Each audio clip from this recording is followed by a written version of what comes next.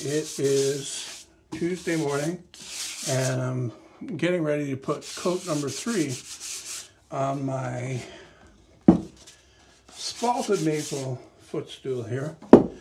Just lightly sanded it with 400 grit paper to make it smooth, and I'm going to brush on the next coat and wipe it off.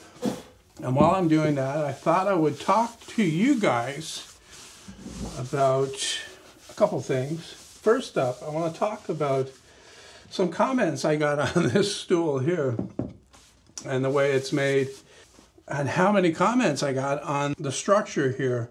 The end grain is weak in the top here, and yes, it's weak, but it's a footstool. It's not a step stool. And if I had to bet, I would say that this could easily support my weight if I were to step on it, stand up on it. I think it was mtmwood that did a test of his end grain cutting board strength. He drove his car up onto it, and it supported the weight of the car. And this is not much different. This is spalted maple, and spalted maple is, well, spalting is where it starts to rot. But this wood is still plenty sound, and it was really tough to cut. So I'm not concerned about it breaking anytime soon, that's for sure. The other thing about it was, I went out on the morning to do this, and I just started. Like, this was totally free form. People asked about the shape. You know, it's shaped like a diamond or whatever. That's just what I could get out of the piece. And I had no idea how it was going to look before I started. Had no plans. I just grabbed the chainsaw. The first thing I did was flip the log over to see if the other side was better than the side I had already cut. And it wasn't, so I had to flip it over again. And originally I was going to cut that out of the video, but I figured it fit in there pretty good. Kind of shows the actual struggle. It's tough to put how much work is involved in doing something like this into, I think it was a 7-minute video. So I tried to show the relevant parts and try to give people an idea of what it takes. I started that at 8 o'clock in the morning, and I finished it around 5:30 in the afternoon, and I was working all day. And that's something I don't do much of anymore. Like, I normally, work for blocks of time, basically, and take long stretches in the meantime where I'm sitting down. And there was none of that day, or very little of it anyway. So it was quite a workout for me. Anyway, so I just grabbed the chainsaw and I cut it out as I saw it, and I had a rough idea. I knew how tall the thing had to be, 11 inches, 10 to 11 inches. And once I had the piece there, I laid out where the legs are and the shape of the legs. As you can see, there are 2 that are flat like that, and then there's one that's triangular. I thought that looked neat. And it was just working with what I had to get the best out of it. And the idea was to, get as much of that spalting on the top as I possibly could. And having it run down the legs was nice too. So yeah, the strength thing is a ongoing thing with all the viewers, I guess you could say. The majority of them anyway. They always seem to err on the side of caution where strength goes. They underestimate the strength of materials, mostly is what I've seen. And they assume, based on that what you're making is not going to last, it's not going to be any good. The fact of the matter is that if this thing were to break in half, or cracks, deep cracks were to open up that, were unsightly or whatever, I could always mix up some epoxy with some black tint and fill up those cracks and glue the thing back together. It's not a big deal. Things break. Nothing lasts forever. But if you want something to look a certain way, like there were comments from people saying, oh, I would have put a layer of fiberglass underneath, or I would have put a steel plate underneath. You can't do that. You can't do that with solid wood. You'll restrict, I had one guy say he drilled dowels through it.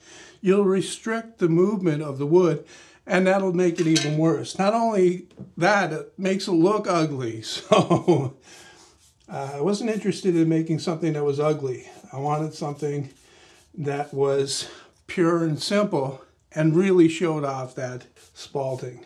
I mentioned that it took me all day to do this, and that's something else that's becoming less and less obvious to people as time goes on.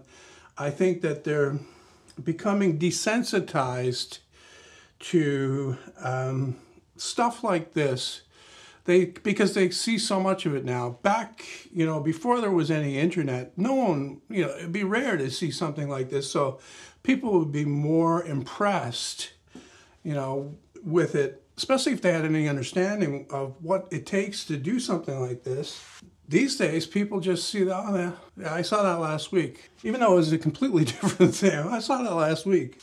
And they're not, it's not that I'm looking for people to be impressed. Don't get that wrong. That's another thing that's, it's a constant struggle. People getting your words wrong or what you're saying wrong. It's not that I'm looking for people to be impressed. It's a problem when you do something like this that they don't realize how much time and work and effort is involved. And it's not just the work involved in making the piece itself. It's the amount of time that goes into learning how to do this stuff in the beginning. I mean, it can take years to build up the ability to do this kind of work. And I think that's what people are not actually seeing anymore. That's enough about this tool. It's the same story over and over again with the people that either love it or it's not that they hate it. I think it's more like sour grapes. It's like they see something that they can't do or they know that they can't do, and they're resentful of it, and they want to say something to, beat it down or whatever. And that's, that's just the way it is with humans. Everybody's like that to some degree or another. I know I am. I see stuff that I know that I can't, or if it would be very difficult for me to do, and I get a little bit resentful. So anyway, immediately before this video, I did the cell phone destruction video, and not unexpectedly that was not very popular with some people. It got a lot of likes for the number of views that it got, because it didn't get a whole lot of views. I didn't expect it would, because it's off topic for my channel. But not only that, it's the other thing I want to talk about here is when I did that, I had a lot of people saying, well, I didn't subscribe for this crap, I'm unsubscribing. They act like their subscription is like a bargaining chip or something like that. Or something that they can use to extort me into or blackmail me into making the kind of videos that they want to see, and only the kind of videos that they want to see. And the thing about subscriptions is subscribers are great. Don't get me wrong. I'm not saying you guys are not great. You got to put things in perspective. On my main channel, I have 576,000 subscribers, and I have, I think, 380 videos, and my total views are 110 million. So you look at that 110 million and you compare it to the subscribers number, and this is where you'll see what the problem with subscribers is. Obviously my subscribers are not watching each video 100 times to get those numbers up. The majority of the views come from outside of the subscriber base. And the subscribers, if you have a lot, they can give the video a little bit of a push. So it may get more views, or at least that's the way it used to be. It doesn't seem to be that way now. The only way to get your video viewed more is by somehow getting it outside of YouTube, by promoting it. And I generally don't do that because I'd rather the work speak for itself. But it's getting to the point where it just can't because it doesn't get out. And then the subscribers that you have, okay, I'm going to bounce around a little bit here, so forgive me.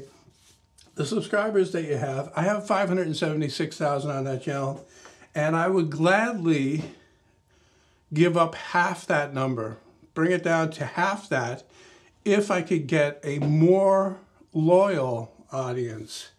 Because you can count on, or at least I can count on, maybe 5% of my subscribers watching the video when it comes out. So that doesn't add up to very much. It's times where I'll release a video on my main channel and it does no better than the video I released on my red channel, which only has 140,000 subscribers, which is insane. But then you look around the rest of YouTube and you see the same thing. There's channels with 3, 4, 5 million subscribers, and their video gets 10,000 views on the first day.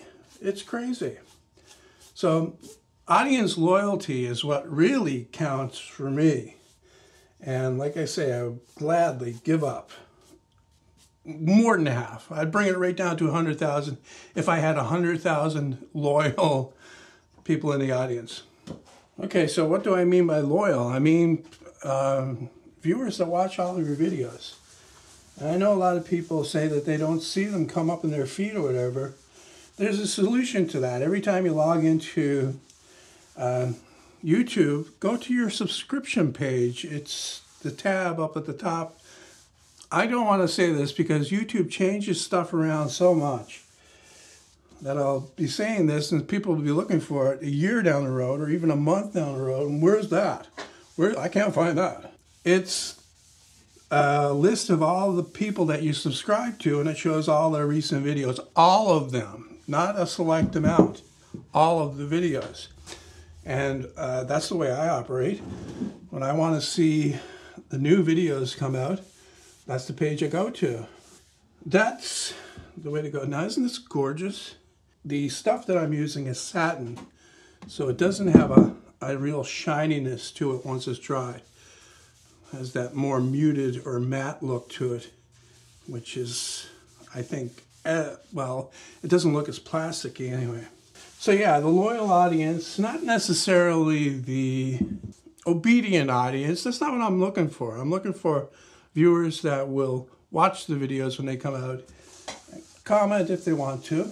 You know, it doesn't have to be a positive comment. That's not what I'm talking about. That's not what loyalty is for me. It's the person that watches all of your videos.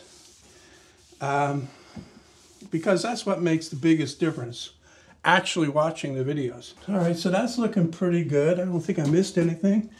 And there's no drips on it or anything. So this is the way this stuff goes on. You brush it on very, liberally, you could say. And then the key is to get your rag fairly soaked with it when you're rubbing it in so that you're not like drying it when you spread it around. And this results in a completely foolproof finish. All you need to do is, once you have this to this point, let it dry overnight. And then the next day, hit it again. And the day after that, same thing, until you're happy with what you have.